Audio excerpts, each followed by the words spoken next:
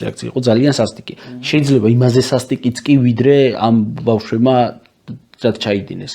რამდენად სწორია, რომ საზოგადოება წამების ასეთი საშინელი ფაქტის ისევ წამებით მოგვარებას ცდილობს და ითხოვს. რო გითხრათ, სასაცილოა მეთქი სასაცილო მანდ არაფერი არ არის, მაგრამ ძალიან უხერხული არის იმისი დაფიქსირება, სწორედაც რომ ვართ ამ ძალადობის შინაარსის მქონე საზოგადოებაში და სამყაროში და აი ეს მოზალადე გარემო და სამყარო შობს ზუსტად ესეთ ბავშვებს. ხო, ანუ რა განსხვავებაა ახლა ამასა და იმათ შორის, ხო? არაფერი განსხვავება არ გამოდის.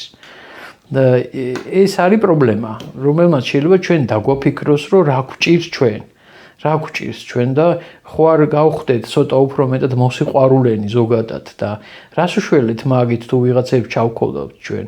გამრავლდება უბრალოდ მეტი არაფერი. ამით ის საფუძვლები რაც მაგას განაპირობებს არ აღმოიფხრება, ხო? პირიქით შეიძლება უფრო გამწვავდეს. და ეს გულს ისასტიკე რაც შობს.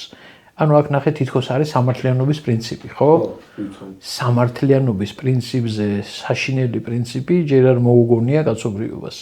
იმიტომ რომ ყველა უბედურება ყოველთვის და ომები და სისხლისღვრა ყოველთვის სამართლიანობის პრინციპზე არის დაფუძნებული ბჭყალებში, რა თქმა უნდა, იმას სამართლიანობასთან საქმე არ აქვს.